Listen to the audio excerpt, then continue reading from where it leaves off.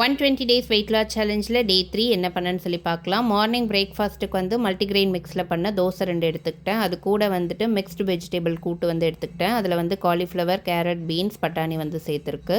அது கூட 2 boiled egg, over night soak பண்ண பாதாமும் கிரேப்ஸும் வந்து சாப்பிட்ருந்தேன். இந்த தோசைக்கான இன்க்ரீடியன்ட்ஸ் வந்து நான் கமெண்ட் பாக்ஸில் பின் பண்ணுறேன். ஃபுல் ரெசிபி வேணும்னா நீங்கள் தோசை அப்படின்னு சொல்லி கமெண்ட் பண்ணுங்கள். உங்களுக்கு வந்துட்டு வேர்ட் ஃபைலாக வந்துட்டு உங்களுக்கு வந்துடும். இந்த ஒரே மாவில் நீங்கள் தோசை அண்டு சப்பாத்தி வந்து பண்ணிக்கலாம். பிரேக்ஃபாஸ்ட் வந்து 9:30க்கு சாப்பிட்ருந்தேன்.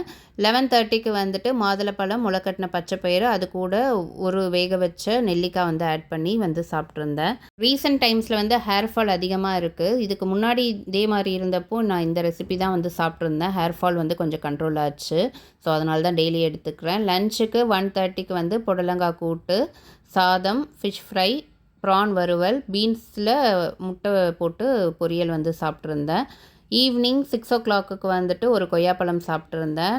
பையனுக்கு வந்து ஃபீவர் இருந்துச்சு. ஸோ ஹாஸ்பிட்டல் கூட்டிகிட்டு போயிட்டு வரதுக்கு நைட் 8:30 கிட்ட ஆகிடுச்சு. ஸோ டின்னர் வந்து 8:45க்கு தான் எடுத்துக்கிட்டேன். ஆஃப்டர்நூன் வச்சுருந்த பொரியல் கொஞ்சம் பேலன்ஸ் இருந்துச்சு. அது கூட வந்துட்டு மஷ்ரூம் ஸ்வீட் கார்ன் போட்டு சூப் வந்து குடிச்சிருந்தேன்.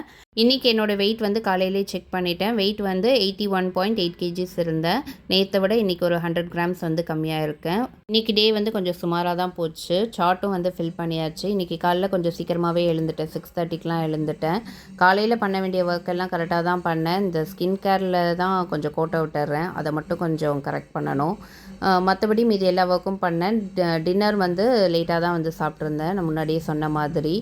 ஓவரால் பர்சன்டேஜ் பார்த்திங்கன்னா வந்துட்டு 67% தான் இருக்குது. நான் லாஸ்ட் காலமில் வந்துட்டு ரிமார்க்ஸும் வந்து கொடுத்துட்டு தான் இருக்கேன். நீங்களும் வந்து ஒரு ரிமார்க்ஸ்னு ஒரு காலம் போட்டு வந்து பண்ணிக்கோங்க.